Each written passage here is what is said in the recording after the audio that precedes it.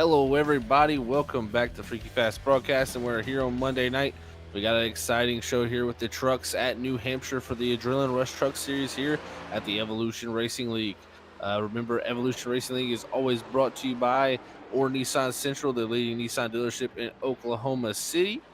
So shout out to them there for sponsoring the Evolution Racing League as we have our third race of the season here in the trucks for the Adrenaline Rush Truck Series. And it should be a pretty exciting one here as we go to our second semi-short track here after we went to Milwaukee to start off the season. Had a really good race there, really, and it's gonna be exciting to start off here again at New Hampshire. And I am Zach Hall in the booth as always, calling the shots, and my partner in crime Brandon Colley up here with me, calling all the stuff with me along. And we also have Robert Moyer Jr. up here, giving us all the beautiful shots on the racetrack here for all you fans at home. But man, what a night we have in store for us here. 141 laps, Brandon. What do we expect to see, and how do you think this is all going to shake out? Well, I think we're going to see tire management be key. They've only got 2 sets of tires in the pits for this race over 141 laps, so those are going to be at a premium. And you're really going to see guys that are pretty confident and comfortable shifting mid-corner really surge to the front. That seems to be the quickest way around this track is see our current pole sitter Cody McCauley shifting during his qualifying run with that quick time. So these guys, if you are pretty good and experienced at it, you should have a pretty good run here. Yeah, you definitely will be shifting here tonight, Colley. You definitely were right about that. Is Cody McCauley here trying to go 3 in a row poles? So, he started off this season pretty strong, had a tough break to start off the race last week with the early spin.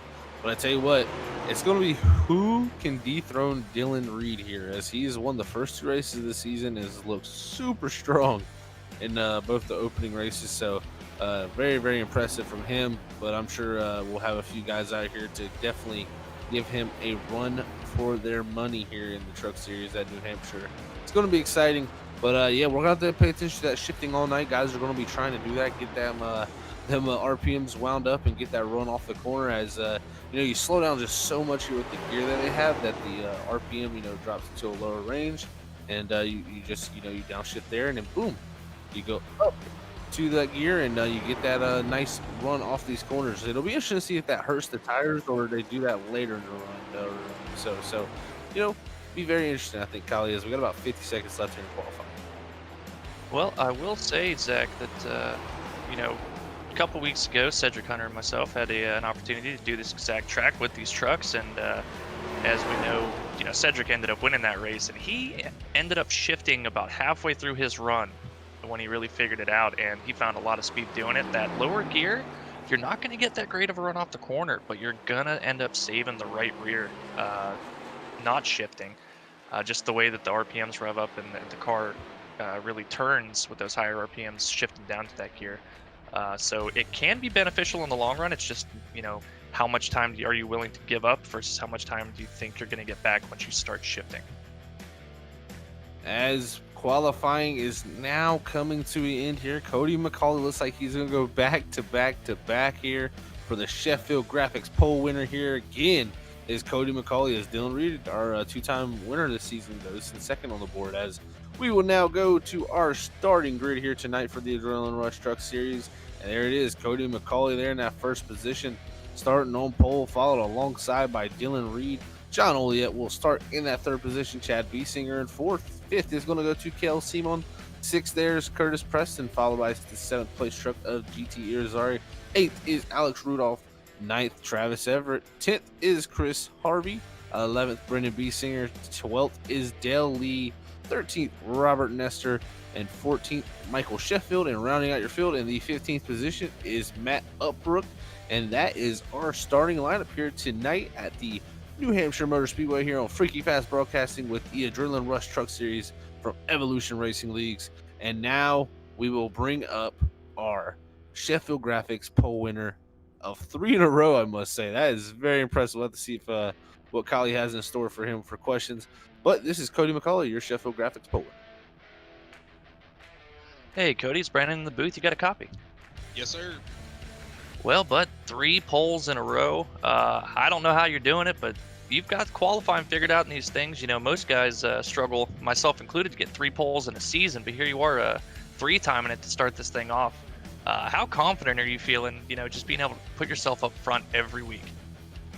It makes the racing a lot easier. You can focus a little more on strategy and a lot less on having to get past a bunch of cars. The real goal for tonight is just make it through turn 1 and not do what we did last week. So we'll see how it goes, man. We got a lot of speed. It's just trying to piece these things all the way together. Dylan's going to be really fast. I think John's going to be quick. A lot of guys back in the field can save some tires. So it ought to be interesting to see how it all plays out. Well, we look forward to it, bud. Put on a clinic at Milwaukee. This isn't too far from that. I know you didn't quite get the win there, but maybe turn it around here tonight at New Hampshire. So we're looking forward to seeing that, and hopefully we'll talk to you at the end of this thing. So good luck out there.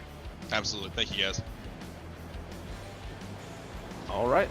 That was Cody McCauley there from Team 62 Designs there. Look at that 62 machine. So matching the team number there with the car number. So cool stuff there. Back-to-back pole winner. We'll see if he can fight off that Dylan Reed from going back-to-back wins, as these two have been duking it out all season. But I'm sure someone out here is going to put on a fight, as we see here every single week at the Adrenaline Rush Truck Series. And now we're getting that pace car in. It's about to get exciting here in New Hampshire as the green flag is out. And Cody McCauley leads us to the start-finish line side by side with Dylan Reed, John Oliet in the bottom lane there with Chad Biesinger up top. Look at Reed go straight to that 4th lane, see if he can get a decent run off. I think McCauley's going to have a decent enough run here. He's going to pull about 1 whole half truck ahead. Yeah, that was something that we didn't talk much about, but if you can figure out how to make passes on the inside, that is really beneficial here. Oh, it's Reed. Ooh, big moment for Reed in the 31 truck. A little bit loose out of turn 4, but good job getting that thing back underneath him. Only give up 1 spot. But, if you can make passes on the outside, generally the high line here is pretty dominant. So if you can save enough to roll underneath people, it's really going to help you out. It should definitely help to be able to roll that outside here now as we're looking at Curtis Preston. He's made his way up into the 4th position there, starting from that 6th position. So we've seen the outside line go forward, Brandon, there. A few guys using that to their advantage, as Dylan Reed definitely got a little loose off of 4 there, was able to give up that position to John Oliet, 81. And that is like Cody McCauley pulled out to about a 0.6 of a second lead here early in this race, as we got some single file action right here now. But man, I tell you what, it's going to be very tough to pass here in New Hampshire. It's so flat where you have to pass, and like you said, you can just run that upper groove and hold somebody up. But man, a lot of guys missing that 3rd lane, as that's usually the preferred lane here, up into the darker asphalt up top. Yeah, you can really save up some tires and be able to run the inside lane. It helps a little bit, but the momentum on the high side, especially these guys that are shifting, getting down in the 3rd gear and getting a good run out, it's going to be really hard to hold them off and make that pass. And we have seen over the last couple of weeks that 3rd lane, like you talked about out there in the asphalt, it just seems to have a little bit more grip. You can kind of get the truck to rotate and get almost a straight exit and carry a lot more speed. Straight exits are the key at these shorter, flatter tracks, that's for sure. If you ain't got a straight exit, you're just going to kill the tires and not help your exits. We were riding aboard with Curtis Preston as he was running that 4th position. Look ahead of him, Dylan Reed there trying to go to the inside of John Oliet. Looks like that's the battle going on at the moment for 2nd there, as Dylan Reed trying to take over that 2nd position and see if he can run down this 62 machine, as he's been a very tough competitor this season through 2 races. He has just looked almost untouchable, colleague, especially on the long runs. Yeah, and that's really what you need is to figure out the long run speed. We've seen Cody McCauley, he's been able to put it on pole 3 weeks in a row now, but especially the first race at Milwaukee, just kind of burned up his tires a little bit too early and faded off as the run went on, where Dylan Reed just seemed to have speed, lacking a little bit in the short run, but incredible long run speed. Yeah, Reed was very, very strong. Lawrence, actually, he clears now for that 2nd position, able to make it up, as we're looking here at GT running in the 7th position, started in 7th, so GT hanging in there in the 7th position right now. And it'll be interesting to see his progress, as he's always one to watch here at Evolution Racing League. And there's Travis Everett running in the 8th position, 1 position up from where he started ahead of Kel there. As really, we are single file at the moment. But man, I tell you what, these trucks are definitely are interesting here at this track. You know, it takes a different skill set, in my opinion, to drive these trucks around here than a cup car. You see some guys really able to make this lower horsepower truck work around these flat tracks, but when they get in the higher horsepower, that same style does not work. So it takes 2 different types of styles, in my opinion, to be able to run these lower horsepower trucks here in New Hampshire. Yeah, it seems as though the trucks just with the low horsepower, it's a lot more about rhythm, as opposed to something like the Cup car where it's more throttle control and just being consistent with your braking and then your throttle inputs. And that's just my take from it. And you know, you talked about us being single file. For the most part, I think until we get really late into the run, guys are just going to be kind of hanging out and you know, seeing if they can save just a little bit. It's like we talked about the tires. If you can save a little bit, it really helps out here. Is just how flat and slow these corners are. It definitely does. Is Brendan Biesinger there making the pass up to the 11th position now, past Dale Lee in the 45. Good pass for Brendan there in the 68.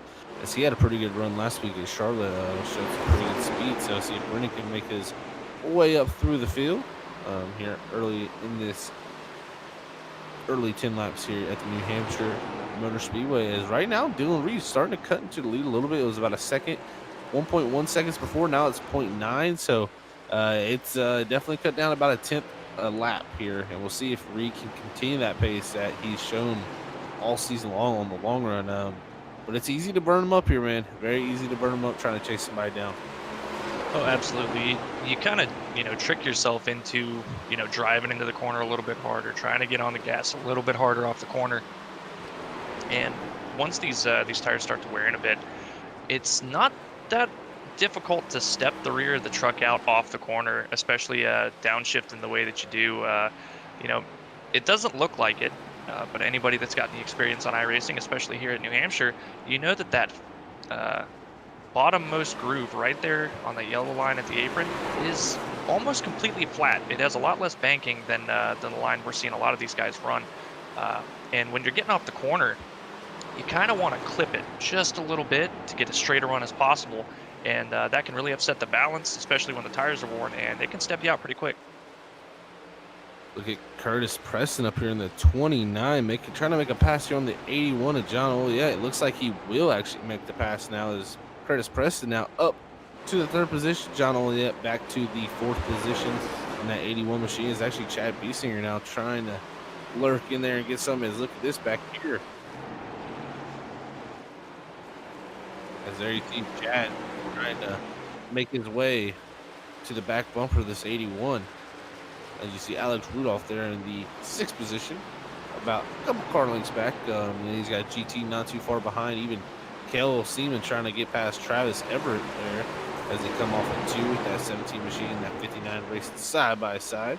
So great battles all around the racetrack, and it's a tough place to pass, man, but you can definitely do it. Yeah, there are opportunities to pass, and you know, we see a lot with this tire model that it's almost beneficial to just kind of send it in and slide up in front of the guy, essentially, you know, throw a slide job on him to really make a pass. And early in the race, that works out pretty well. Guys will, you know, back off, give you the spot. But later in the race, guys aren't willing to lift, so it gets a little bit dicey. Dicey is a great word to use for that. It definitely can get dicey at New Hampshire as you're trying to make stuff work. As we see John Oliet not letting Curtis Preston get away, as Curtis has got by him for that 3rd position. John Oliet there staying pretty tough as now the top 2 have pulled about a 4-second gap almost back to the 3rd position, as Dylan Reed actually has started to lose a little bit of time to leader Cody McCauley. So maybe trying to run Cody down there, as Cody had a decent sized lead, is hurt Dylan's tires here early, 16 laps in. We'll have to see if he can continue to make up ground, or does that continue to fall back like he did the last lap. We'll have to see here as they cross the line. It looks like, yeah, again, yeah, wow, that was a big difference, about 0.4 of a second difference there between McCauley and Reed. As McCauley said, yeah, Reed, you know, I've come out here and won all 3 poles, but I haven't been able to get a win yet, and he's trying his best. Look at Chad Beesinger there. He was trying his best to get by the 81. Yeah, and I think it might be a little bit of the 62 of Cody McCauley realizing that he's done what he did in the past and pulled out a big lead and maybe started to reel it in a bit. As I've said before, it just seems like it's so much easier to pace yourself when you have somebody in front of you to kind of gauge your speed off of. When it's just open track, it's really easy to overdrive the truck and not realize you're doing it. As you see, this battle still happening here from the 4th on back really to 7th here. GT was closing in on this here in the 4 machine. You got Alex in the 42 making his way into the picture there also, as these 4 trucks are seeming pretty even here. As Chad, look at Chad Beesinger trying to get the run on the bottom, just not able to make it work at this moment. But he's looking, and that's the key. You got to start looking at some point, as Curtis Preston actually is starting to drive away just a little bit here from these guys. Well, here at New Hampshire, the passes aren't really ever done in just one lap. You have to get next to somebody and you kind of work on them for multiple laps just to get a pass done. And unfortunately, it kind of hurts your tires, you and the guy that you're battling. Especially more so if you're on the inside line. I think spending that many laps battling to make a pass or to hold off somebody trying to pass you, that it really lets the guys in front of you get away, burns up the tires, and it's exciting, but it's also nerve-wracking just how on edge you have to be fast here. On edge is definitely the way to get around here fast. It really is. We've seen the onboard there from Curtis. That looked pretty dicey there. As now look at this Cody McCauley up here, the 62, continuing to pull away from Dylan Reed, running great lap times, 31 flat to Dylan Reed's 31:42. So now almost up to a 2-second lead here for this number 62 machine. He is looking strong through these early phases of this race. But I gotta say, with only having 3 sets of tires and having 2 on pit road, if they catch a caution at any point in this race, it's going to make this a little bit of an awkward situation for some guys. That's for sure.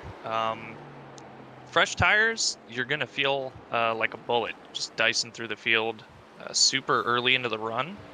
But they kind of plateau out, even all the way back to the, tail end of the field here. The guys are running almost the exact same lap times from the front to the back, so it really evens out, and we're only 22 laps into this thing. I don't know this early if you're going to want to take tires. It's going to be more beneficial, I think, to have it at the end of the race when everybody's going to be a little bit more aggressive and the likelihood for a caution is a lot higher. Just to, gamble and say, hey, fresh rubber, I should be able to get back to the front here if I can navigate traffic well. As we got some good chat there for Ryan here. Shout out to you, Ryan. But he says, "Hey, start talking about cautions since I'm not in this race and only watching for work. Kind of bored with no cautions." He says Sheffield's going to kill me.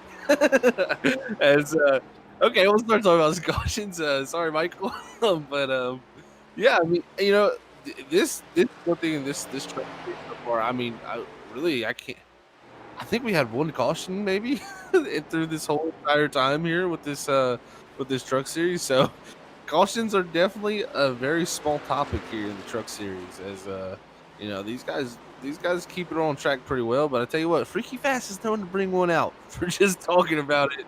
And if I start blabbing my mouth about it, it's most likely going to happen. So we got Michael Sheffield here in the 1. He's probably not liking me blab about it. Sorry, Michael, but had to do it for Ryan. He's out there watching and supporting. So thank you for being out there, Ryan, and commenting. And also, all you fans out there watching too, thank you for watching here tonight. We got a good group out there. Hit us up in chat and let us know how you're doing there. And happy holidays to y'all, and hope y'all have a good one. So yeah, this is a fun little race here before our Thanksgiving week here kicks off. Yeah. Yeah. As looks like, wow, look at this actually. Looks like GT was able to get past Alex Rudolph there, up into the 6th position for Mr. GT, and that for Busch Light Ford is I don't think I could ever see him without a Kevin Harvick paint scheme. Like, especially from like the 4 car. Like, if it's not a Kevin Harvick paint scheme, then, oh, look at this run from Alex Rudolph as I say that. Not looking too freaky fast right now. But man, I tell you what, that he's got Kevin Harvick's paint schemes down, man. He really does. Yeah, I got Robert asking me, I wonder if he's a Harvick fan. I think that's most likely, Robert, from what I'm gauging from it.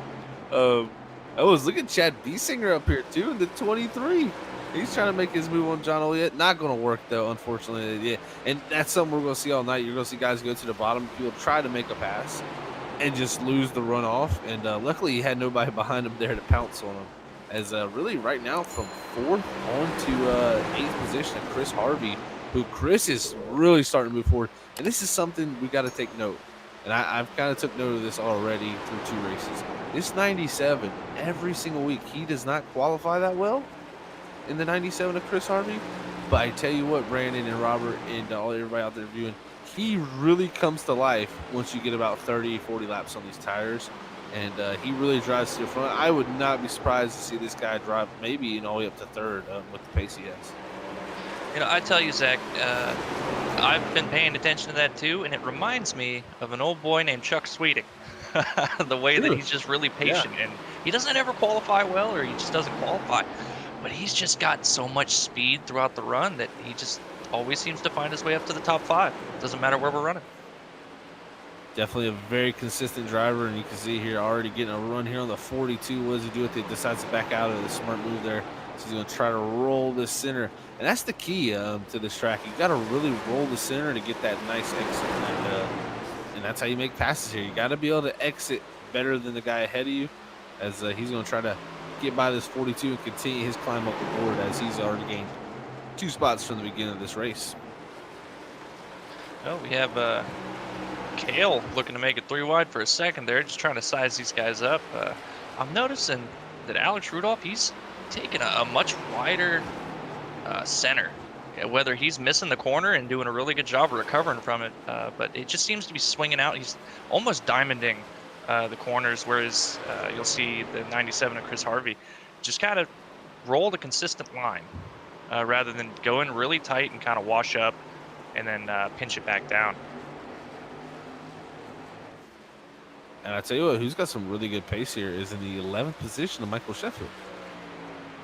His pace is very strong, actually. 31.49 to the leaders, 31.29. So only 2/10 off our leader, and almost faster than our second place man, Dylan Reed, at 31.46. So only a couple hundred slower than second place.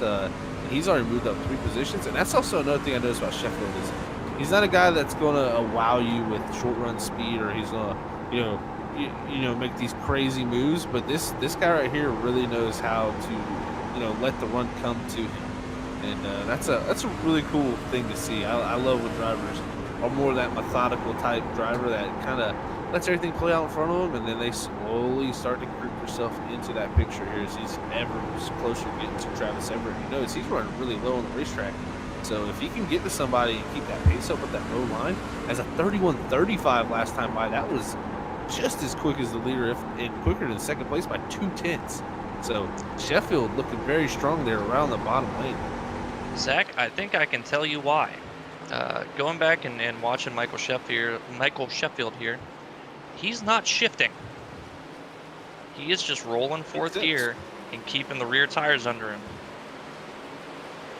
Yeah, that definitely makes sense. He's doing a good job probably keeping those rear tires nice and happy here. And so that's a really nice thing to see there so far for him, as he is slowly working his way to the back bumper of Michael Sheffield there. And it looks like Travis Everett's going to let Michael Sheffield by there for the 10th position. But look at it. This battle up here is very interesting. It's really from 4th on back to really even 9th is just a long train of trucks. Is looking Rudolph. He had to get way out of it. That's going to let Kale go to the outside so Kale can make a pass here in the 17th. He's actually got by Chris Harvey. So as soon as I started talking about Chris Harvey going to the front, he's slipped back 1 position. So I jinxed him. I'm sorry. Well, we watched Alex Rudolph in that 42 machine have a big moment out of 2 last time by. I'll tell you, the truck does not forget that. Uh, Once you have, one or two of those big moments, they just seem to be more frequent as the tires, still got a lot of temperature in it. And the way you have to drive these trucks, it's hard to cool off the tires without just giving up so much time to, keep them happy. Look at this here. GT continue to work his way forward from that 7th starting position. He's putting a lot of pressure on John here in that 81 as he's trying everything, rolling that top pylon, trying to cut down here on exit to get the run off on him with that Ford truck. GT's always going on long runs too, so that's the big thing I'm seeing right here in this picture is GT kind of stalking his prey as he's drove up from the 7th position up to 5th now, and he's looking pretty strong right here. I think if he could get around this 81, he could be pretty well off.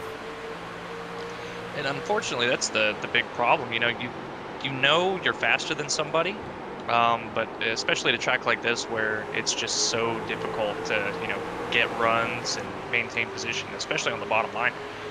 You can just almost get hung up, and you're faster. You ran the guy down, but just kind of where he's running, it's preferred, and there's not much you can do. You just gotta maybe hope for a mistake, or little bobble. That's a great run out of the corner for GT. Had to lift a little bit.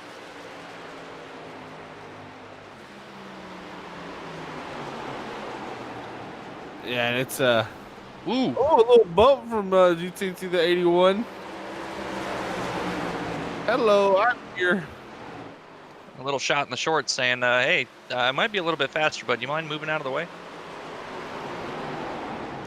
And a lot, and it's interesting to watch a few of these guys. A lot of guys shifting, and some of the guys not electing to shift. As I watched Curtis Preston, he didn't shift in 3 and 4, but he shifted in 1 and 2. Then you got these guys right here really shifting here, trying to really get that RPM build up to get that power in these motors. You see GT here trying everything, and man, oh man, I'm riding on board with him. It's fun to watch. Going back, as we've got Dylan Reed on pit road. Oh, at lap 40. Interesting move. I don't really have a clue on this one. Maybe he's felt like the pace is evened out. I'm gonna have to look at lap times. I mean, it does feel like we have kind of evened out once we got the 30 and 50s. And yeah, I mean, the pace is kind of evened out after 20 laps. So maybe he's elected here to short pit it by a while, because you're not going to one stop this race, I believe. There's no way I don't think these guys are going to go 70 laps. I don't know. They could possibly go 70 laps. We're riding on board still. This is a fun battle to watch. Well, my thought here is maybe he is approaching it like a road course, trying to, get that undercut, hit as early as you possibly can, and then the next stop should make it to the end for him. Yeah, that would be my logic. That's the only thing I can think too, Brandon. It's definitely interesting to see what type of strategy McCauley's going to play. I'm interested to see. Oh, and look at, wow, the bumpity bump here from the 4 as they come off of turn 4 here. Side by side, this is heating up very nicely here as the 4 continuing to try to pass this 81. This is great hard racing here for the it should be the 3rd position now, because re-pitting there. I think GT is going to have it this time, as he's got a bumper ahead going into 3. The key is here not to overdrive it too much, roll that center and clear him in the center, and he does. He'll be able to slide up in front of the 81 here. Can Chad follow him through to 23? Yes, he does. That is 2 positions lost for John Olliett, and look, not too far behind him is Alex Rudolph. Sorry about that. That is Kale. The 17 is Alex Rudolph actually just got passed by Michael Sheffield for the 8th position. So Michael Sheffield continued his climb up too. Cody McCauley on pit road. Oh, Cody McCauley on pit road. So it looks like they're electing to do this type of strategy here. If I don't know necessarily, I'm sure that Cody realizes that Dylan has been, the biggest competition so far this season, coming out back-to-back wins so far. But just the lap times that Cody was running compared to everybody else, he pulled out to a massive lead, and he's been the fastest car on the track for a majority of the run, if not all of it. So I don't know if he really needs to keep that much, in sync with what Dylan's doing as far as strategy goes, because I believe he can beat him on outright speed. I completely agree with you there. As he comes off a pit road now, that switches it over to Curtis Preston's hands for the lead. The big thing here now, Brandon, is so I was doing the math, and they're actually going to come out side by side. The 62 and the 31 here side by side as they go into 3 and 4. Looks like 62 will clear him here, as you see there. He's coming off of 4, going to have the runoff. But the thing is, Dylan's got warmer tires. Can he make the run off of 4 here and attack into 1 and 2? Side by side. Oh, Dylan trying to throw a slider there. Slides up in front of the 62. 62 cuts back under, using that drive off on the bottom. But here comes the 31 back on the outside. The math here, Brandon, it says 47 laps here to make it a 2-stop. So that was about right into the window of doing a 2-stop here. So I think Dylan just wanted to cut it a little early and see if he could jump him there. And unfortunately, I think the 62 is going to come out right ahead of him. But at least he hasn't been fighting distance now. Yeah, the bad news is that looking at the pit times here, Dylan's got about 4 lap older tires. It's not that big of a difference, but the fall off, he's going to hit that point where his times start falling off a lot quicker than Cody McCauley is. As you can see, he's just kind of falling in line at this point. They got lap traffic ahead of them. So really, Cody McCauley, that pit stop, staying on cycle with it's Cody gets in the fence. Wall. As they were trying to pass, I believe that was Robert Nestor there. So that lets Dylan Reed get to the lead. McCauley's got the rebound here and not get his head out of the game here. He not too hard of a hit there for him. And, it's a good bit of damage on the right front, but this track, I think he'll be able to be fine from it. Not going to hurt him that much, assuming that he does not have any wheel damage. But the aerodynamics, not too big of a factor here. Ooh. Yeah, he got really close coming off the 2, and that right front is definitely showing a lot of right front tire. It definitely is going to affect him at a track like this, but it's not going to be a mile and a half. It definitely will affect him though. Really, it's going to affect him more than anything mentally. Now he's kind of now I'm at a loss right now. But the thing is, Brandon, like you said, he was so strong on his longer pace. He's just got to stay with it here, not overdo it. I think you're right. Don't compound a problem by putting yourself in a position to have another problem. I'm sure he's a bit upset that the 11 car was maybe in the lane that he felt he should have had. But he's still got a lot of speed, even with that damage. He's looking to make the pass now. But don't get in your head, overdrive it, and burn up the tires. It looks like he's sailing it off in there. Because he's definitely got a lot of speed, as he's shown the first run here. Pulled out, I think it was like a 5-second lead. Yeah. And was, 0.2 consistently faster than everybody else on the track. Yeah, like you said, and I don't think that damage is worth 0.2 personally, in my opinion, as Curtis Preston here leading the race. The big thing now is, are these guys going to try to one-stop it from here is my question.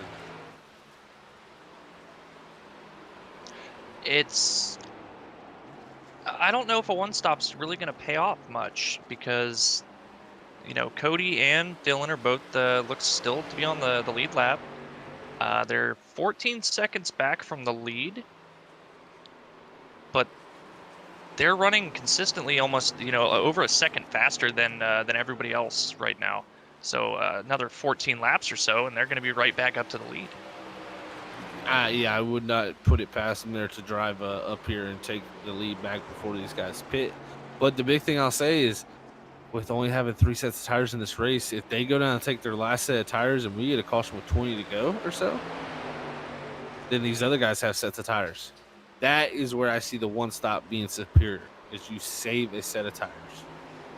And I can agree with that. The logic, I think, behind their strategy is that how spread out everything is, and there really hasn't been much danger of a caution so far. I haven't heard any radio chatter of really anybody, having to save anything, or there was contact that should have been a caution but wasn't.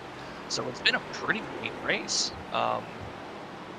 So I think they're banking on the fact that these guys are going to keep it clean, and especially because over the course so far, almost 2.5 races, they've only had 1 caution. So they know these guys can keep it clean and run green, and I think that's what they're banking on. Yeah, that's it. I mean, it's a good strategy. The thing I think it is like these guys are in a position where the guys they're racing, really, other than John Oliet and Kale, really none of them other guys have hit it. They're all on the same strategy, so really you're not losing out really anything here.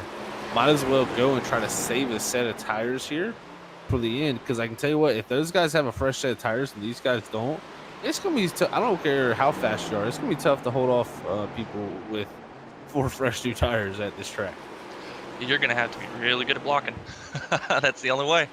You're going to make that truck 8 lanes wide. Oh yeah. And there ain't 8 lanes here. You're And, really gonna have to make sure that the guys don't decide to give you the bumper and they've got a little bit more respect for you than that. And Robert is asking me about how my old tires worked out for me last night. I'll go ahead and tell you, not well. It did not work out very well. The light fuel load, having to pit very soon after didn't help either. But fresh tires definitely didn't, or the old tires definitely didn't help me any. It definitely doesn't help there. As you see Dylan Reed there making a pass on Sheffield. That is actually a pass for the 5th position there. So Sheffield in the 6th position at the moment. Great drive for Michael Sheffield up from 14th to 6th at the moment. It looks like ahead of him there, I believe that is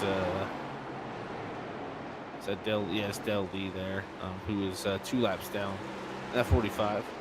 So not a race for position there ahead of Michael Sheffield, but yeah, man, this is I like this though. This is different guys with different strategies that are racing different people. Dylan and Cody kind of, they pulled about, almost a 10-second gap on the rest of the field when they were out there that first run. So I think really, why not try something else to beat these guys? Well, looking at it now, Zach, they're already up to it looks like almost an 8-second gap from Curtis Preston in the lead. So they've been able to gain back that time pretty quick, and they're still running about a second, now a little under a second faster every lap. The fall off, like when the tires plateau, it's hopefully they're close, but right now they're not showing much plateauing. These guys still got a lot of pace in those tires for the 20 laps almost that they've been running on them. If these guys go up to 72 laps or whatever they pit, 70 lap 70 or so when the window opens up for them for one stop, the window for Dylan should open around 80 if he's going to stick to that 40 strategy, and then he'll be able to go from 80 all the way to the end. But that'll be interesting to see. I mean, like you said too, the times are starting to get a little closer. I mean, 31.92 for Cody McCauley to a 31.70 for Curtis Preston. So really only 8/10 at the moment. We'll see if he gets in 31 here, 31.93. So yeah, about 8/10, 5.7 second gap with about 10 laps before these other guys have to pit. It'll be close when he pits here to see if he actually gets the lead from Curtis Preston before they pit. Based on the times, I don't know if he'll get the lead before Curtis pits, barring any lap traffic that Curtis has to navigate or anything like that. But he's got pace that it might be close. The biggest problem they're going to have is, all the rest of these guys that are going to come in and pit are going to be able to make up a lot of time. We've actually got a car in the wall off of 2. It's Cale Seaman in the 17. He's nosed up against the inside wall. No caution. Gets it rolling again. But like you said, the number for Cody McCauley and Dylan Reed to hit again, by the time they pit and come back out, the fall off for the guys that are going to have to pit soon is not going to be as much as the first time they came in. So it's going to be a lot harder to make up that time. It definitely will be. And, right there, we just seen it was actually contact between I believe that was the 17 of Kale, and actually the leader of Curtis Preston. He got in the back of Curtis Preston. That's what caused all that. And Curtis Preston almost went for a wild ride. He saved it in 1 and 2, and that actually slowed him up a good bit that last lap. As the lead is definitely starting to close down now. 31.97 up front to a 31 flat behind. That's about 9/10, 2.6 second gap here. It's closing in on the pit stop window for these guys on the one step, but like you said, that's not going to be able to make up as much time next time. But these strategy differences are going to be awesome to see how it all shakes out by the end. I can't wait, and we'll have to see how it all goes. As I will have to step away for one moment, guys, and I'll be right back. All right. And like I talked about before, the issue with the 29, barring any incidents with lap traffic or anything like that, I honestly don't know if him getting turned around might have hurt him that bad, because he knows he needs to pit and he needs to pit soon. And especially considering the fact that Cody McCauley and Dylan Reed are on a strategy where they don't want to see a caution. That honestly might have been the best thing to have happen if they would have got one right there. But I think that's the one thing that Cody, he got a front row seat to see 17 Akel Seaman hitting the inside wall there, and probably scared him quite a bit. Thinking, oh man, my strategy, we're not even halfway into the race yet, and my strategy's pretty much done for. All right. So second breath for those guys. It's Curtis Preston still no signs of coming into pit. Yeah, I'm shocked, Brandon, that he hasn't decided to come in and pit. Got a couple guys, GT, Chad, Sheffield. He's only about half the field didn't come in and pit yet. So this is shocking on what you guys are saying with Cody and Reed there in the 31 pitting already. John, I'm not sure. This is going to get interesting, man. Like, I've been sitting back listening to you guys and watching it, and I'm just trying to crunch the numbers in my head and trying to figure out what the game plan is here. I mean, like Zach said, I think they're waiting for a late break yellow. If that would happen, these guys are going to be sitting pretty that did not pit. Yeah, and I think the biggest reason is that they've made their bed that they have to make it a one-stop, so they cannot afford to pit any earlier than that number. I believe it's 72 to make it past 141 for this next stint. So they've kind of just have to ride it out. They know obviously how much time they're losing, as Curtis Preston was passed a couple laps ago by Cody McCauley. He can see him getting smaller in the windshield, so he's very aware of how slow he is in comparison with his older tires. I think even if they get a caution right now, that still leaves them in the window to make this on a one-stop with how much fuel they're going to be able to save under caution. So these next 4 laps or so are going to be pretty tense for these guys. A lot of strategies hinge on what happens in the next 4 laps.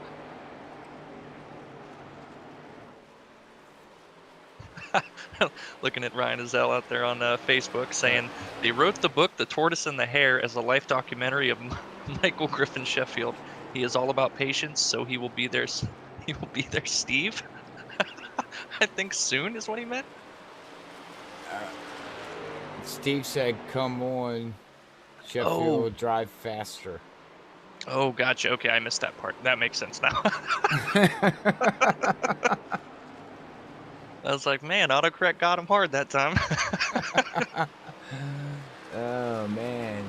Well, we're about 4 laps in. Like they're really close to it now. So, bottom line, if a yellow would come out now, everybody would hit pit road, and it's basically would leave one set of tires for the guys that did not pit, unless the guys that did pit come in and just take fuel and no tires to keep that set to match up. But then they're on old tires, so danged if you do, danged if you don't.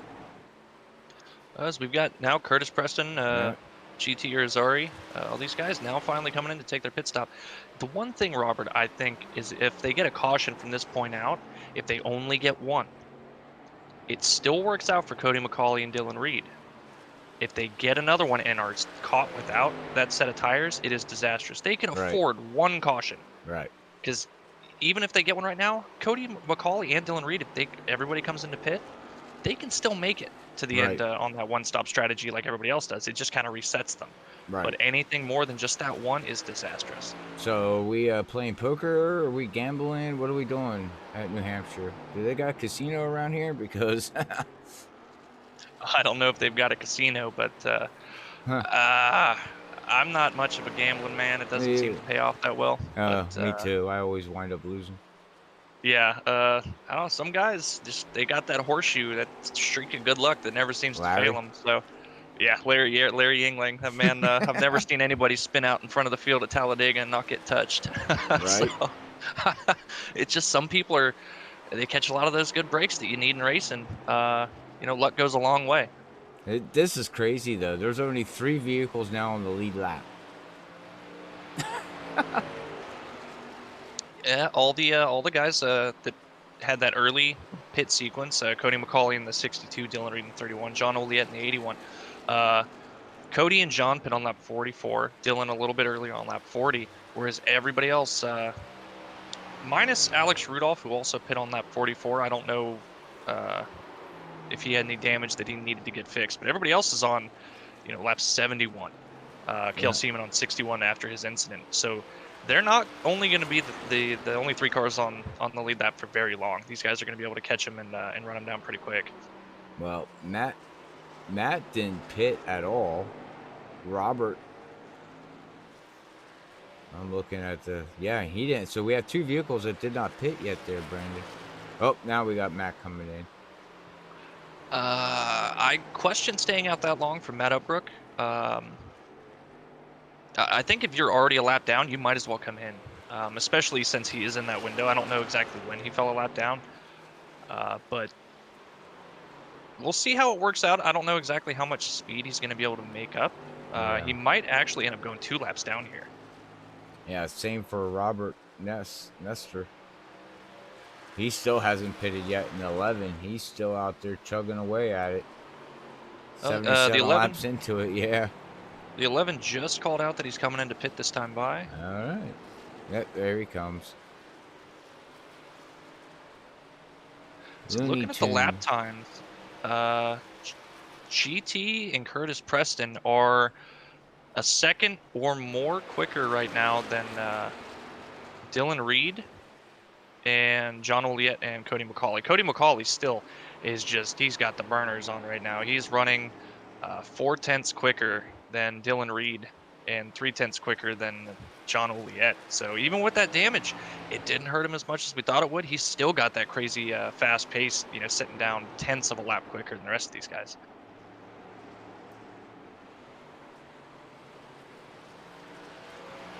Wow, that's amazing what tires do. Yeah, and he's done a really good job of saving him. Watching him, other than the one incident with the 11, I haven't seen him, bobble any. He's been shifting, so he's definitely abusing him, but done a really good job of getting smooth, consistent exits and not letting the truck get away from him for a second. I'm starting to think he's a short track man. Did it at Milwaukee, and you said earlier, this is almost like a Milwaukee. I mean, it's not, but kind of similar. Yeah, and I think the biggest issue that Cody McCauley had at Milwaukee is that he just kind of went out and turned too many quick laps at the start of the run, just burned up his stuff and fell back and allowed Dylan Reed to just kind of take off. And he's kind of rectified that mistake for sure. He's paced himself a lot better, whereas maybe Dylan Reed's struggling. And, it's a lot like Milwaukee, where the corners are a little bit sharper than Milwaukee. You carry a little bit less speed here. But very much the same mindset as we've got Cody McCauley now on pit road. Oh. I don't know. This timing for these guys is a bit questionable because it's only about 6 laps or so after everybody else pit. Well, and that's a 40-lap stint for them, too. 40 to 41 laps, so it's about right on time. The first stint was 44 laps. This was about a 41-lap stint, so. Yeah. I think because they can definitely go longer. Oh, yeah. If they wanted to. Oh, yeah, they want to, of course. But I think from here they can make it to the end. They can run the 70 laps that the rest of these guys were doing. So it's definitely like a road course strategy. They cut the race. They ran it backwards as John Oliet. A little bit over his pit box, had to back up there for a second, but not too bad. How much time are they going to lose, though, on the lap run? If we stay green, get, their lap run of, say, 50 to 60, even 70 laps on them tires, man, that lap time speed is going to be slow. I mean, Oh, and I'm back, guys. And John oh, yeah. Ouellette spinning off of coming out of the Oh. pits. Yeah. No caution. Yeah, Ryan, we got somebody spinning. And I'm back, guys. Sorry about that. But yeah, look, Curtis Preston was able to Oh, jump. we have another one, and there's And the there's yellow. the yellow. There you go, Ryan. Now you can clap and jump up and down at work. This is the perfect timing for Cody and Dylan. Yeah, oh yeah. They don't want to go too long on their tires there before this caution came out. This is our first or Nissan Central caution here tonight. And we'll go back on Free Fast Replay and check this out as they're coming off of 4. Here's a 42 Alex Rudolph. And coming off 4. Oh, and that thing just snapped, guys. Wow. Heavy lick in the 42. And Curtis Preston here coming by in the 29, able to miss it. Terminal damage for that 42 going to be a night ender for him as that engine has went up in smoke.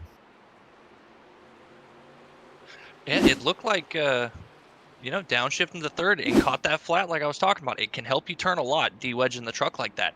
But it was a little bit of an overreaction, a little bit of a too much counter steer in it, and the truck just snapped back around. And like you said, terminal damage, engine smoke, and that's it's going to be the night for the 42 truck of Alex Rudolph.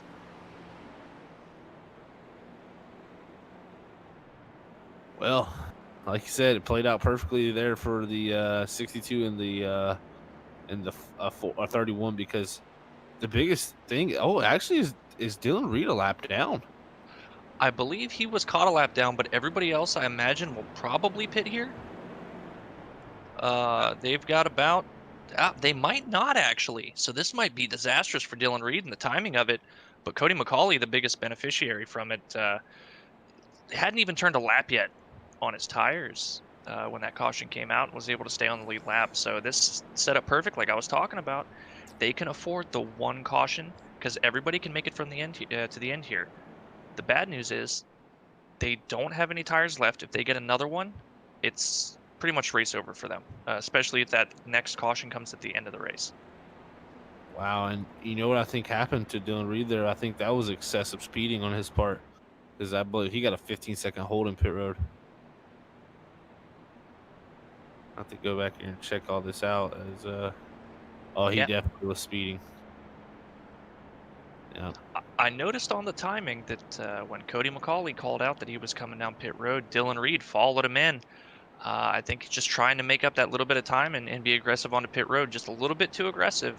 Just like you said, 54 seconds on pit road, not ideal. Definitely not ideal. Now, the thing is, though, Preston and GT, Chad, Michael Sheffield, all these guys who played this longer strategy, if we do still get a caution, let's say, in the 120s or so, we go 40 laps here on tires. That's all McCauley and these guys have been doing anyways.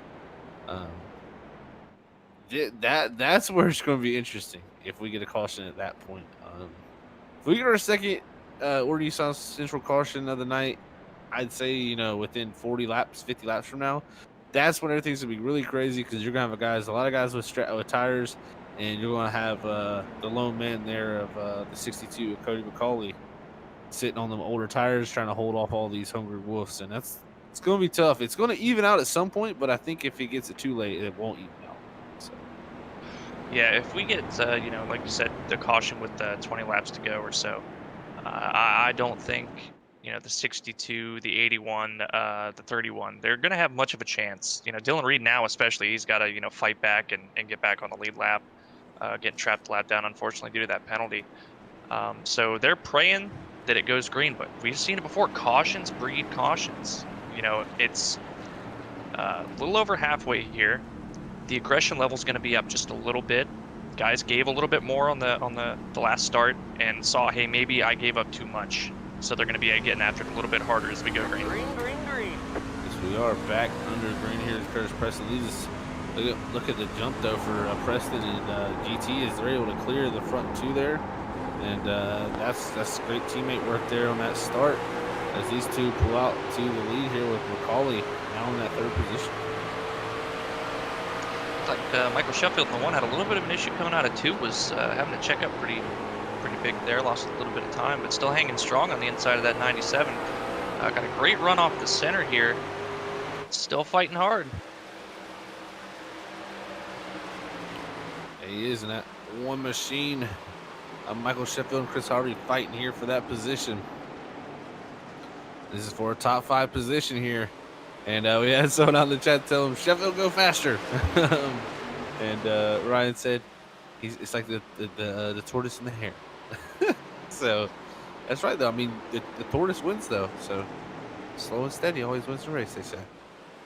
As Cody McCauley gets by GT Irizarry for 2nd place. Those 10 laps, older tires, it's just enough of a difference. It's not enough that these guys are really going to struggle to keep up the pace, but they're not going to be able to do all that much to keep from getting passed by Cody McCauley. So he looks to take the lead again. Yes, he does. Cody McCauley back to the lead as you see Dylan Reed here trying to cut through the field. And there's McCauley as he is taking the lead back from Curtis Preston and trying to set sail on them fresher tires. I know what he's thinking right now. Please no cautions. And if we do get a caution, let's have it in the next 10 laps. Because he does not want to see a huge split on tire difference here. I think with a 10-lap split, I think he's still got the pace to hold it off. But anything more than I'd say 30 laps is going to be very difficult. As look at the 81 here trying to work his way back through too. He's in 8th position. Fighting there with Michael Sheffield and Chris Harvey. They'll say he's going to clear Sheffield as they come off the corner. Yes, he does. And that'll place him up into the 6th position. I think you're exactly right, Zach. Not exactly. See what I did there? The tire fall off, if they get a caution here within the next couple laps, it's not going to be awful for Cody McCauley because he, even on the extreme long run, he was still multiple tenths faster than everybody else that was on the same cycle that he was. So he's got incredible long run pace. So I think even after, these guys get the good out of the fresh tires, he's going to be able to slowly reel them in. Yeah, I think if we get a decent lap here that it comes out, but if it goes out too far, it's going to be tough for him to be able to reel it back in. But look at this battle here, the 81, the 97 battling hard here for that top 5 position. 81 trying to make a rebound here as that caution was not timely for him. As it looks like he'll almost clear Chris Harvey, but Chris Harvey's going to fight back on the outside lane. Honestly, Zach, I think the caution probably the one who benefited most from it was the 81 of John Oliette because he had that issue coming off of pit road. It looped the car around. True, actually. It probably saved him from losing a lot of time and going a lap down. Granted, he had the fresh tires. He may have been able to make it up, but the time difference on fresh to old tires is about half a second only. It's not that big of a gap like we saw the first pit cycle where it was over a second. Yeah, now we got a new 2nd place man of GT up in that 4 machine. He's able to make it up to the 2nd position now. And look at Dylan Reed there, still a lap down. He is now up to net 4th place, but it's actually him a lap down, so he's going to have to try to go up here and get his lap back. He is the man sitting there in the lucky dog position, so he's definitely hoping for a caution. And these other guys are saying, let's keep him a lap down till maybe 20 to go. And I think that, aside from the issue with not having a set of tires, Cody McCauley is hoping that it doesn't, there isn't another yellow just because of the fact that it keeps essentially what's been his biggest competition of the night lap down. Yeah, it's such an interesting position to be put in here for a lot of these guys. And we got on the chat Ryan saying, or Nissan Central is happy. Well, we're glad they're happy. They got their caution here. Hey, and it's brought to you by Nissan Central, so they're always happy for cautions, right?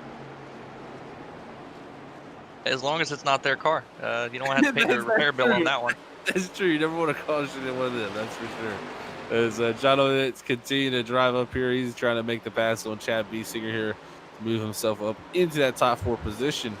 As Chad's fighting him pretty hard here, but John should have a little bit fresher tires, but they're doing a good job of holding him back at the moment. And just to clarify, that's not because Nissans are unsafe. It's because repair bills are costly, okay? Exactly. But talking about the 81 of John Oliette, he's able to run the inside a little bit better on the pressure tires, but it's kind of evening out to the point where the outside's just able to kind of hang on pretty well. He got him cleared a little bit, probably could have closed the door, but a little bit of courtesy saying, hey, I'm not going to pull up in front of you here right before the braking zone. It's Chris Harvey trying to take advantage as well, a little bit of contact. But yeah, John not in the worst position, still in contention to get up there to get a podium finish tonight, which is always nice. Good run so far for that 81. Great run for the 81, John Olliette. He's going to try to track down Curtis Preston in that third position, see if he can go up there and get that. Tell you what, GT, he's not running too much slower than our leader. Leader last time by 30.80 to a 30.96. So GT's found some speed in that Busch Light Ford, and he's able to keep somewhat pace here with the leader with older tires. Yeah, only a tenth, almost 2/10 off. But those two, the 62 of Cody McCauley and the Ford GTRs, are the only vehicles on track last time by to run in that 30-second bracket. So they're clipping off here. It also looks like Dylan Reed has got to Preston, but Curtis Preston there and hasn't been able to get by him. So his run is kind of stalled out here, but he also has got to think about saving tires. He doesn't have tires. Even if he gets that lucky dog, these other guys have tires. So if I'm him, he just needs to stay ahead of Robert Nestor, because I don't think he's going to go there and catch McCauley being, more than 4 seconds behind him. So, and with Nestor just going into 3 now, and Reed crossed the start finish line, that's a pretty sizable gap. He needs to kind of save tires here if I was him. Yeah, that's exactly what I was going to bring up, Zach, is that he's not, he got up here thinking, I've got fresher tires, I should be able to unlap myself. But with Cody McCauley, setting sail like this, he doesn't have much of a chance of running him down. And there's no point, knowing you don't have an extra set to burn him up trying to make this pass that, you're not gaining anything by making the pass. You've got another car behind you, sure, but it's not for position. So just keep the fact that you're the lucky dog in mind and hope that maybe you catch that caution. It may not be the best thing for your strategy, but it will allow you to potentially gain a lot more positions should there be, a lot of cars torn up.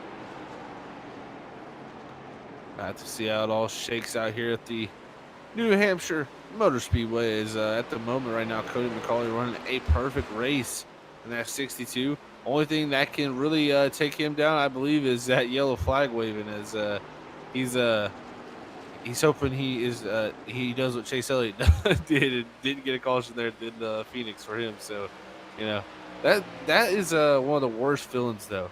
When you kind of have it not locked up, but you feel very confident that, man, I'm pulling away. I got fresher tires. I'm on a better strategy right now. But if this yellow comes out, my strategy is not very good. So it is definitely one of the most nerve-wracking feelings, driving around and thinking about, is a caution going to come out? I try to put myself in the position to never have to rely on or, completely have my race ruined by a yellow. It's very hard to do, just especially with, the tire strategy that we have now with these tire limits. And it always seems like if you need one, it never comes out. But if you don't want one, there's going to be plenty of them. So hopefully his luck holds out because, like you said, he's had the fastest truck so far all race. Minus that one little incident with the 11, got a little bit of damage. Other than that, it's been absolutely flawless. And in my opinion, based on his speed alone, he deserves to win this race. So to have a yellow come out and potentially take that away from him would be heartbreaking. But we have seen where we thought that was going to happen before with Curtis Preston at Indy. And he still held on and managed to win it. So it's definitely not over if they get a yellow, but it definitely doesn't help. Never helps to be on old tires here. That's for sure, man. Tire limits could be your best and your worst friends at some time. So we'll see how it shakes out here for the 62 as he's got about a 6-second lead back here to GT. Dylan Reed has got by GT and Curtis Preston. So now he needs to go run down the leader if he wants to get that lap back the old-fashioned way, but really no point, If he gets it back the old-fashioned way, I mean, yeah, he'll get back on the lead lap, but I don't see him catching anybody by the end of this race. Maybe it's possible, but I really don't see that at this point with, less than 40 to go. With the closest car on the lead lap to Cody McCauley to going a lap down is only 13 seconds back from him. They're running 31-second laps right now, so it's not really even that close. I don't see much hope that Dylan Reed's going to actually catch any of these guys to gain a little bit more positions on this run. And like we've talked about, he's guaranteed to be back on the lead lap if they get a caution. So going up here and burning your stuff up to try to get back the old-fashioned way, sure, it looks cool, and you can brag that, hey, I drove around the field and got my lap back the hard way. But it's not going to work out for him very well in the long run, I don't think. Very unlikely, that's for sure, my friend. But we will head to, how about a sponsor shout out here, since we're nearing the end of this race and we're kind of in a lull at the moment with these guys kind of held station. But we want to give a shout out, of course, always to Sheffield Graphics there, as they are an amazing sponsor here at the Evolution Racing League. Remember, they specialize in sim racing paint schemes as well as team logos and race posters. They do not charge for their work, which is a really cool cause. They only ask for donations to the Folds of Honor charity. So you can go now donate directly to that charity there on the Sheffield Graphics Facebook page to get some work done by them. And they're based out of Chesapeake, Virginia, and they're owned by Michael Sheffield. So great things for a great cause, I must say. So that's really cool to see, and it's also run by Michael Sheffield. As I said, they're running in the 6th position, and he runs the Adrenaline Rush Truck Series here. So shout out to Michael Sheffield there in the 1 truck, and there is that beautiful Chevrolet. So yeah, go check out Sheffield Graphics there on Facebook. Also, we want to give a shout out to the primary series sponsor here at Evolution Racing Leagues, as they sponsor all of the series here, and that is Orr Nissan Central. Remember, Orr Nissan Central is the leading Nissan dealership in Oklahoma City, Oklahoma. You can go check out their website at www.ornissancentral.com, and you can go check out what they have in store for you there. So shout out to them and everybody viewing there. So cool to see Ryan out there. Unfortunately, he's at work right now, but hey, he's still out there viewing and supporting Freaky Fast in the league here. So shout out to those guys. And we also want to give a shout out to our sponsor here of ButtKicker. And also, actually, I keep forgetting, that's also a sponsor here at Evolution Racing League. So that's cool. We have a mutual sponsor here. ButtKicker, feel what you have been missing. Every game deserves a truly immersive experience. The ButtKicker Gamer 2 lets you feel every detail, from the subtle footsteps to the rumble of a V10 powered race car, from ambient environmental effects to the power of a nearby explosion. By moving a physical mass instead of only air like traditional speakers, the Gamer 2 provides instant, accurate, powerful bass response, and it's all perfectly synced with every game with no additional software required. So go check out ButtKicker at ButtKicker.com to feel what you have been missing, and check out their ButtKicker Gamer 2, as it's a great product for sim racing and all types of sim stuff, and even FPSs. So go check them out at ButtKicker.com and feel what you have been missing. So shout out to all the sponsors here tonight. And also, you can check out the merch stores down in the description here, and go get you some sim racing merch. So great stuff there. And also, the biggest shout out of all is shout out to all the fans viewing out there. Without you guys, we would not be able to do this and put on the show like we can. So thank you all for viewing, and hope you guys are enjoying the show, as we're having a great time here at the Adrenaline Rush Truck Series. Now, Zach, I want to point something out, and I don't know if anybody else has noticed it, but Michael Sheffield, he's got a lot of fans out there on Facebook right now, and they keep including his middle name. I assume it's his middle name in anytime they talk about him. Now, I wonder, is that because that's not his actual name, or maybe it is and he's just not fond of it? It's just a little dig at him. Can you guys out there on Facebook explain that? I tell you, I'm gonna answer the question for you. Okay. Okay. I got a big brain, and I can infer things. Okay. Oh, five head read here. Okay. All right, you ready? Okay. That is his Facebook name, so they're tagging him in their comment. Bing. Got it. And this is why Zach is the voice of Freaky Fast, and I just sit here and talk about things. I'm pretty sure that's the reason, but hey, maybe they are. People usually don't. When I can tell you this thing, when usually you get your middle name in there with it, it's usually I'm looking around the corner for my mom saying, "Oh gosh, what did I do?" Yeah. And when you, or really my full name, if you say Zachary Taylor Hall, I'm looking around saying, "What did I do this time?" So, some people definitely, when you call them by their full name, they get a little scared. But I tell you what, it's getting scary because it's getting down to that time with 25 to go, Brandon, where if we get a caution, Cody McCauley is literally going to put his head in his hands and just say, "Why me?" Because this is the time I think what you don't want to see is he's running 31 threes right now, and the guys would be able to run about 30 flat, taking off really about 30.1s taking off. So it's not a time where I think you want to see a caution if you're the leader, Cody McCauley. You want to see this thing go clean and green to the end and pull off that first victory here of the season. Now, I definitely know from experience that the anxiety level every lap that ticks off in that 62 is getting higher and higher. And if he gets a caution, yeah, I don't know what wheel he's using, but I'm pretty sure the wheel is about to detach from the base as soon as he sees that yellow flag.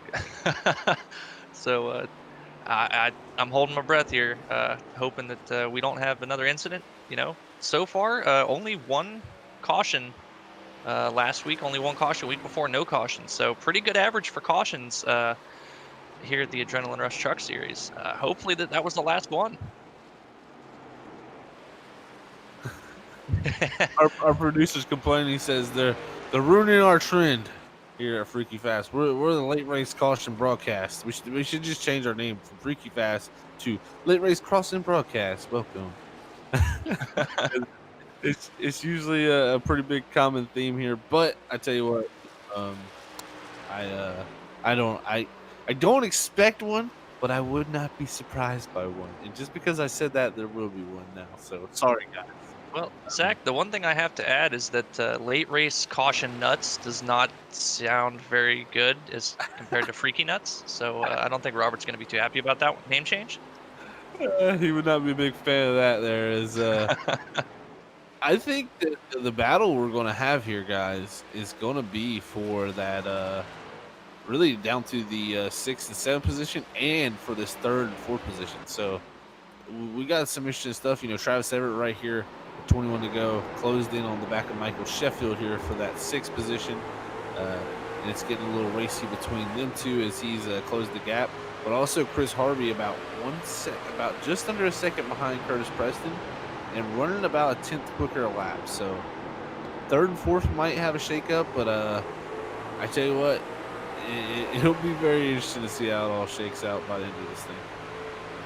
Yeah, again, with Chris Harvey at 97, he comes out of nowhere, just slowly creeps up and finds his way to the front every week. We talked about it before. Doesn't seem to qualify well, but it doesn't matter when you can keep yourself out of trouble and just have a lot of long run speed.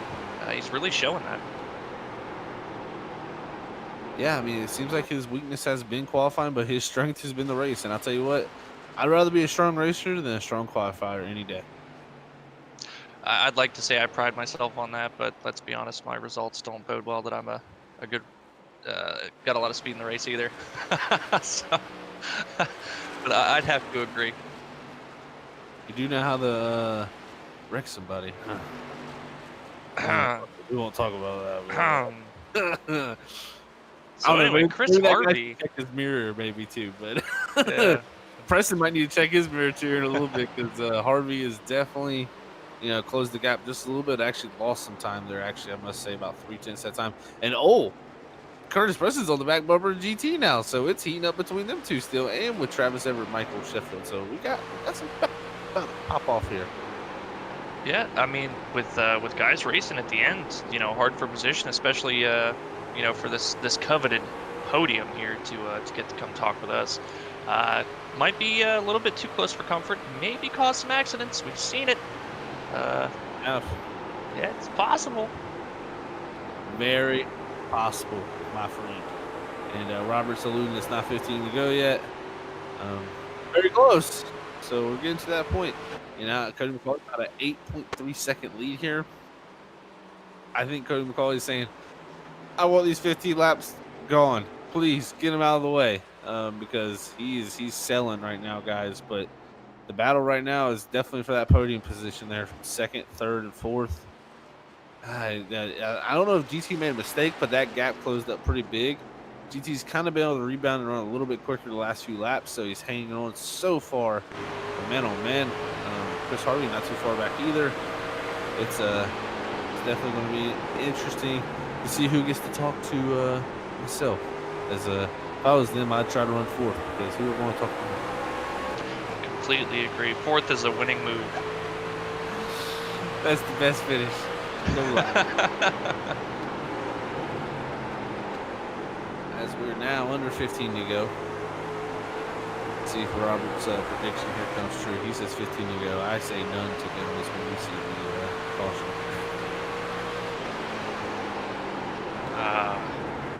I hate that it's a trend with us because I'm sitting here. I'm almost as anxious maybe as Cody McCauley is here, just looking around like, where's it going to happen? Who's close? Yeah, I mean, as a driver, these last 14 laps here, they're going to be the most. You're calm here. You're really the biggest thing is I would say is get yourself into a mental focus to what if a caution does come out. What am I going to do? You can't take your focus off the racetrack here because you don't want to make too big of a mistake and ruin your race. But you also want to have in the back of your mind, hey, if a caution does happen here, I need to know what I need to do and what I need to focus on because, I got such a big lead here. This is just cruise control at the moment. No reason to fret about a caution too much. Just got to think what you would do if a caution would come out and how you're going to be prepared for it. So, Zach, I posed the question to you. You're Cody McCauley right now, and 5 laps to go. There's a caution. What do you do? Well, might be not too happy first of all. So I'd probably lose focus. Not gonna lie. The biggest thing you can do really is I think start on the outside groove and just try to run a line to where they'd have a tough time passing on the bottom. That's really the only thing I can think of. What the? You got Robert playing some Teletubby music or something. I don't know what that was. It's the Yellow song, apparently. I don't know what that is. If anybody out there knows what that is, yeah, good. Look that up after the broadcast is over. But I think, Zach, what I would do here, you have to anticipate all the guys that are on that one-stop strategy coming into pit. So you come in, fill up on fuel, still get out ahead of these guys that are having to take tires. It helps you free the truck up. Helps you turn a little bit better, keep that run going. Now, might not still win you the race, but I feel like that's a really good option to increase your chances. Yeah, I mean, why not, right? You'll probably keep the lead because these guys don't take 4 tires, but I don't know. You're in such a tough position in that boat. You're kind of just gotta, sleep in the bed that you have made, and just go with it. As I tell you what, we were watching Curtis Preston. He got a little loose. I let Chris Harvey get to him. We also see Travis Everett. They've gotten by John Oliet. So that's Sheffield. Or actually, no, they're closing in. Sorry about that. I mistake the 11 and the 1 there. Those yellow trucks, they're yellow. So kind of mistake those two as Sheffield and Travis Everett closing in on the top 5 here and that 1 and that 59. So we'll be able to see if they can continue to close this ground here as we got 8 to go. Chris Harvey also all over the back of Curtis Preston. It's the lead might be big, but I tell you what, we got some interesting battles coming down to the very end here. Yeah, and Michael Sheffield, even on those older tires, still quite a bit quicker per lap than John Oliet in that 81 machine. So very likely that he'll be able to take over that position for 5th. Travis Everett might have his hands full getting by Michael Sheffield. He's 10th quicker last time by, but if somebody wants to make it difficult to pass, that 1/10 ain't gonna matter for that much. What to see here is, let's get down to 7 to go. Right on board with Michael Sheffield as they close the gap to the 81. He's going to be for that top 5 position. You also got Travis Everett. Now, this is the thing is, you know, do you pounce when Sheffield goes to pass Oliet, or do you just, you know, it's so tough. I mean, we'll have to see how Sheffield does. Sheffield's been running a lower line than most people, so I think Sheffield can make the pass a little bit easier than this guy's good person. You know, something we talked about at the top of the broadcast, if you can roll that bottom and make the inside lane work very well, you can make a lot of passes doing it. And, you know, it's still... Okay, now Sheffield has started shifting, so he's definitely kicking high gear. Lost a little bit of ground off to that time. But he's definitely got the speed. It's just if he can catch John at the right time and get the perfect run and not get held up too much.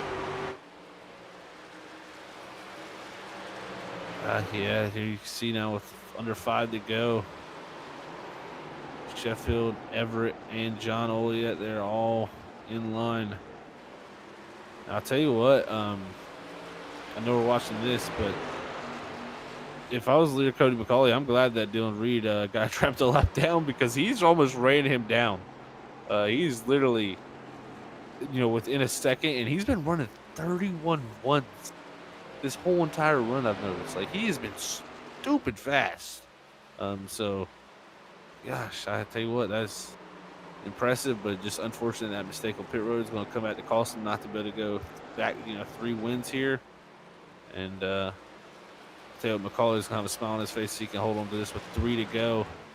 But the battle now for 5th, 6th, and 7th, all nose to tail coming out of 4 as they're going to get 3 to go here. Who's going to come back for that 5th position in that 81? Looks like the 97 has dropped back from Curtis Preston, so Curtis Preston got some breathing room. Here is the battle, though. Man, oh man, let's see what happens here as we got 3 laps to go. Here goes Michael Sheffield to the inside. A little bit of run off of 2. Can't make it work. Travis Everett, does he go to the inside? Looks like he actually lifted a little bit, let Sheffield have it a little bit there. So see if Sheffield can go back at this 81 and make this pass here, because it's going to be tough. Looking at it, Zach, I think it's just the 81 is having to slow down so much center corner that Sheffield just has to go underneath of him. But in slowing down that much, he's able to really pitch the truck and get such a straight line off. There's a decent run there, back to the back bumper, as the Sheffield Graphics white flag is in the air for Cody McCauley. And there's Dylan Reed as he has unlapped himself now. As I think Cody McCauley here has kind of backed it down just nice and easy here on these last couple laps. He'll go down the back straightaway for the last time tonight. And after 3 poles, he's going to come out of turn 4 here, right behind Dylan Reed, main competitor through most of the night. Dylan Reed, mistake on pit road. But that 62 is going to be your race winner here tonight, Cody McCauley. And he's going to get the race win, as he's your Sheffield Graphics race winner, as the battle for 5th, 6th, and 7th, as he knows Sheffield 81. John Elliott is side by side here. Where does Travis Everett go? They come off the corner side by side. Looks like John Elliott's going to hold on to that 5th position. Michael Sheffield 6th and Travis Everett 7th. As a great race there to the end, guys. Shout out to everyone in this race. Your top 3 are going to be Cody McCauley, GT Irizarry, and Curtis Preston, as that is the end of the night here at the Adrenaline Rush Truck Series. And we'll see Cody McCauley do some post-race celebrations here. And we're going to get ready to go have some post-race interviews with these gentlemen. So congrats to all the racers out there. And we will be right back in one moment, ladies and gentlemen.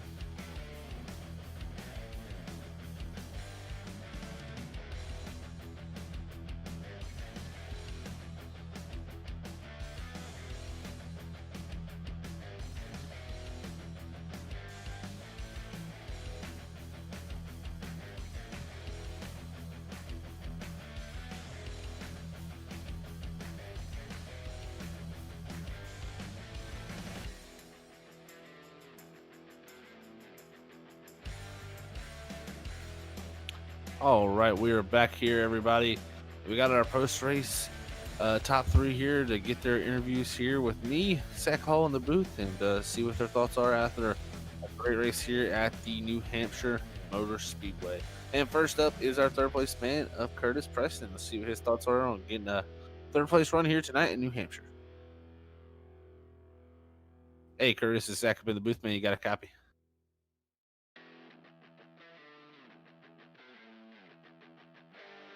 Hey, Curtis, it's Zach up in the booth, man. You got a copy? Yeah, I got you. Sorry, I had to find the right button. How you doing, Zach? Oh, no problem, Curtis. Doing great, man. Well, congrats on the third. First off, man, great run here again tonight in that 29. Looked as strong as always.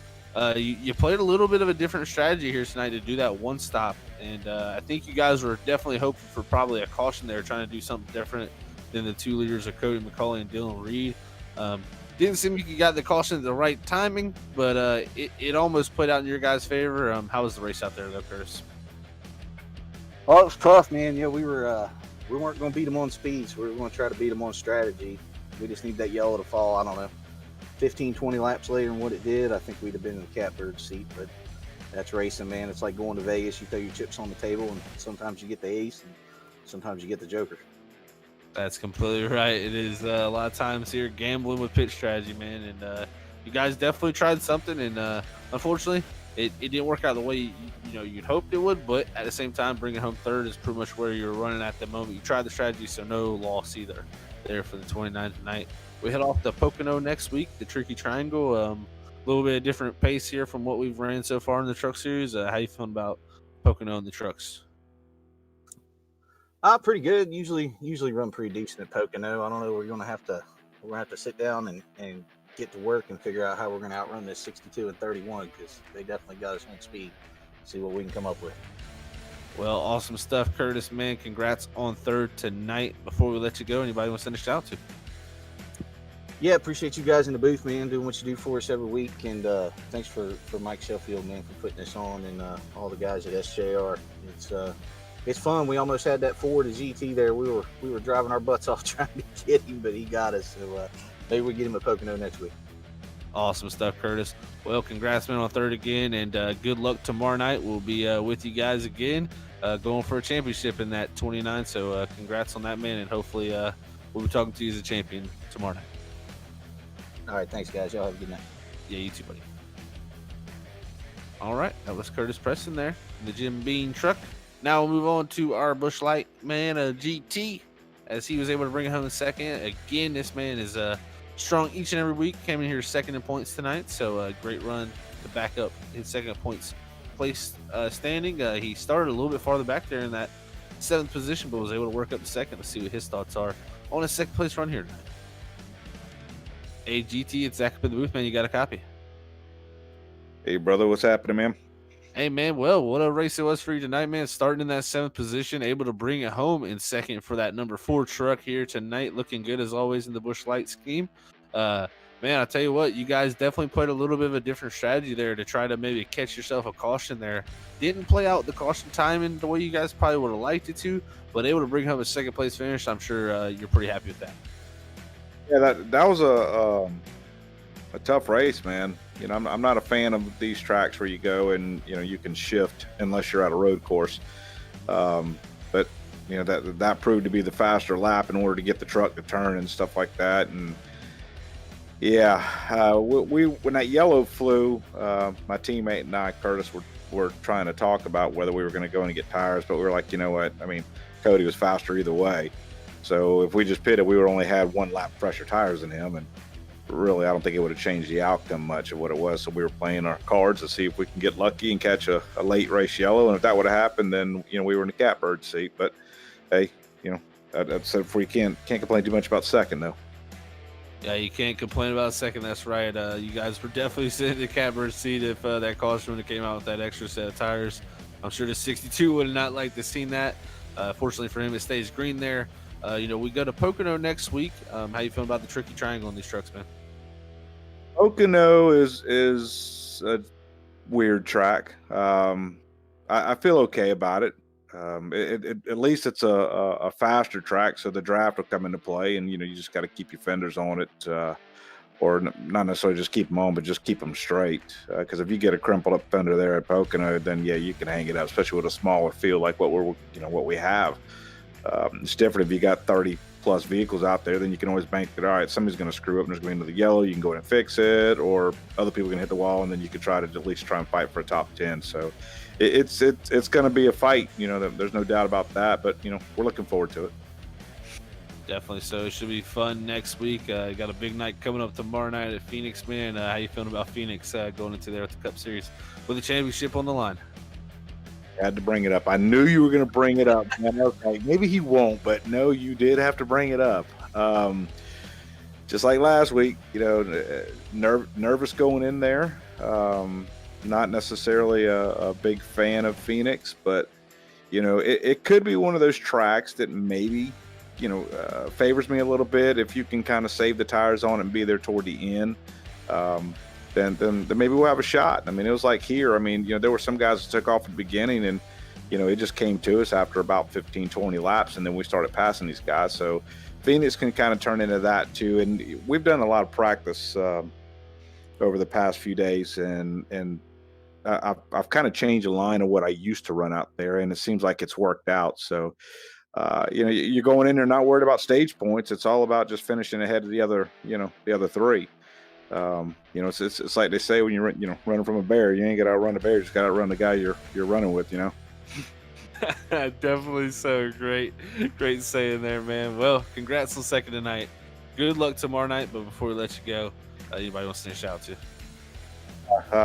Some big shout out to Michael Sheffield for what he's doing. He's put on a great thing here. I know it was tough for him to handpick people to get inside of here, but you guys see it. I mean, we've had, I think, 2 yellows all season so far, which is good. Even last season, we were very rare on the yellow trend. So that's the goal he's trying to do. He wants to promote more green flag racing and hard racing.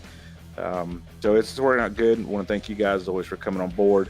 And also, just the whole league in general. I mean, the guys on the track are phenomenal. I mean, they're so courteous and to other racers out there. And I mean, you just can't, talk highly enough of that. It's a hell of a fun place to run, man. So, well, awesome stuff, GT. Congrats on second tonight, man. Get ready for tomorrow night, as we'll be ready for it all to kick off at Phoenix. It's gonna be a fun time, and good luck, especially, man. We'll be hopefully talking to you as a champion tomorrow night. Here's the deal now. If I end up winning, you guys got to, get yourself a little shot of Jack Daniels. So if I end up finishing ahead of these guys and you're interviewing me, we're going to take a shot together. All right? All right. That sounds good. Hey. Come on, man. You could chase your Jack Daniels with that, Come on. Awesome stuff, GT, man. Well, we'll catch you tomorrow night, man. And good luck again. Time for you. Have a good night. Yeah, buddy. You too. All right. There you heard it from GT, going for a championship tomorrow night. Big stuff. So hopefully he can put himself in position to win that. We'll have to see how that all shakes out. But we're talking to a first-time winner here, Cody McCauley here, bringing home the victory here tonight at the New Hampshire Motor Speedway. Let's see what his thoughts were on the race and see how he did it. Hey, Cody, it's Zach up in the booth, man. You got a copy? Yes, sir. Hey, buddy. Well, you were able to bring home the victory here tonight, man. Looked very strong at Milwaukee. Looked strong at Charlotte till the very first lap, unfortunately, bringing home the pole there. And then, bringing home 3 back-to-back poles, 3 in a row. That's pretty impressive. Just didn't have the wins to go for it, but had the second place finish in Milwaukee. Now you got the win. How does that feel? Oh, it feels great, man. We had a great truck tonight. We're pretty worried there for a little while. Strategy kind of got eerie there. We ended up on the wrong cycle of tires. So that last run, we actually had put on our last set, whereas a lot of the guys in the top 5 still had one left. So, really hoping to go, green from that last caution, and got lucky, and we did. Was able to pull away with it. Yeah, definitely. So we talked about the whole time up here. It was definitely interesting. These other guys playing the one-stop strategy versus you in the 31, pulling the 2-stop there to pit a little bit earlier. So, was the goal to cover him off? Was that the thought there, instead of going for the 1-stop, or was it always a 2-stop in mind for you? Well, we originally talked about a 2-stop, and then about halfway through the first run, I was like, man, we can do this on one. We just got to save a little bit of fuel here in this first stretch. We ended up downshifting again tonight, and it was just killing our fuel runs. And then Dylan dipped off pretty early off into that first run, and I said, well, the only chance we got is to go with him. And we were glad we went when we did, because we popped out right there in front of, or right there behind him, and was able to get back by him and pull away again. But definitely could have went a different way tonight. Just proud of the guys. The whole team really came together to get us ready for this race. Josh Holmes popped in there and helped us out a lot, kind of keep track of lap times and seeing where everybody was. So it was a team victory. There's no doubt about that. Yeah, it definitely was, buddy. Great stuff tonight. Definitely know you were sitting in that truck hoping for no cautions there. And now the question, we were up here saying, now what's the thought if there is a caution? Did you have anything planned up in the mind for if it went back to where we did have a caution with maybe 20 or so to go? What was the plan there to do? Block like hell. I mean, that's about all you can do in situations like that. Block and chop somebody's line away. And you hate racing like that, but when it comes down to a win, that's all you can do. Yeah, it definitely was, man. Yeah, we said you're going to have to make this thing completely as wide as the track for sure to hold them guys off. But you didn't need to tonight, so congrats on that, man. Bringing home the first victory here for you this season. Definitely a good bounce back after the last week from Charlotte. So that's great to see for yourself, man. Well, congrats again. We go to Pocono next week. How you feeling about that one? Feeling great about Pocono. It's a fun track. It's just, kind of weird with the trucks. It's going to be a lot more of the shifting stuff in one corner, maybe not so much another two. So we'll see how it plays out, man. It's definitely going to be interesting. Going to be a lot of stiff competition. It definitely will be, buddy. We're going to have a good time there as we go to Pocono next week. But congrats on the victory here tonight. Anybody you want to send a shout out to before we let you go and celebrate this? Absolutely, man. Shout out Delta 9. You guys check them out. Facebook, Twitter, Instagram. They're all over the place. Hook you up whatever you need. 6'2 Design. Hit us up on Facebook. This truck looks phenomenal. All the guys over there at 6'2 do great work. If you guys need a paint scheme, or get the whole team scheme, logos, numbers, whatever you need, they're there for you. KBR Services, they've been a partner with us for a long time. If you're in the Atlanta area, you're not going to find a better mechanic. Hit up Alex Rudolph. He'll hook you up. Awesome stuff, Cody, man. Well, congrats again, like I said, here tonight, getting the victory here at New Hampshire. We'll see you at Pocono next week, and we'll see if you can go for 4 in a row in those polls. All right, appreciate it, guys. All right, man. Good night. That was Cody McCauley there, bringing home the victory. Congrats to him, pulling it off here tonight in that Team 62 Designs number 62. So what a great race for him. Man, that was a fun race overall, guys. And can't wait to get to Pocono next week. And we also got tomorrow night in the Cup Series for their championship finale at Phoenix. But here are our race results here after our 141 laps here at the New Hampshire Motor Speedway. Cody McCauley here bringing home the victory. Followed along by GT Irizarry in that second position. Third place is going to go to Curtis Preston. Fourth is Chris Harvey. Fifth is going to be John Oliette. Sixth is Michael Sheffield. Seventh, Travis Everett. Eighth, Dylan M. Reed. They're able to get back on the lead lap there on the very last lap. Ninth is Chad B. Singer. 10th, Dale Lee. 11th is Matt Upbrook. 12th is Robert Nestor. 13th, Brendan B. Singer. 14th, Kale Simon. And 15th is Alex Rudolph. And that is our field here tonight for the ARCA, the Adrenaline Rush Truck Series. Sorry about that. Here at the Evolution Racing Leagues. What a night it was. Super exciting racing out there on the racetrack. Nail biting at sometimes. And cool to see a first time winner here this season. What were your thoughts about this, Brandon? Well, typical short track racing, not many cautions, which isn't typical, but a little bit of beating and banging, some pit strategy going a long way. Spicy yellow, right there, midway point a little bit after to kind of shake things up a little bit and set the stage for an exciting finish. And really glad to, happy to see Cody pull off the win. 3 poles in a row, really special as well. But I'm really excited to get to Pocono. Probably the most different racing that they're going to do so far this season. With the tricky triangle, so seeing who can come out on top there is going to be fun to watch. It definitely will be, buddy. Turn 3 is like Milwaukee Mile, so they had some good practice there. So that'll be cool to see if they can use some of that Milwaukee knowledge there in turn 3 at Pocono, as that is based on Milwaukee. So yeah, it should be fun there next week here on, as always, on Mondays here in the Truck Series. So it should be fun. But we're now going to send it up to the boss man himself, Robert Moore Jr., to close out tonight's broadcast. That's right. Thank you, ladies and gentlemen, for tuning in. Thank you guys for great commentating, great calling the race here tonight. Thank you to the Truck League here at Evolution Racing League. Thank you for letting Freaky Fast be a part of it. But all right, well, Zach talked to GT about it. Ladies and gentlemen, tomorrow, 9:10, we have a special going live. So please tune in, not 9:20, but we will be live at 9:10 tomorrow at Phoenix for RSR Racing League's final championship race, where we're going to have 4 drivers battling it out to become the champion there at RSR Racing League. So yes, it's going to be great action watching that. So make sure you tune in at 9:10 for a special post-race or pre-race interview with Ryan, the league owner.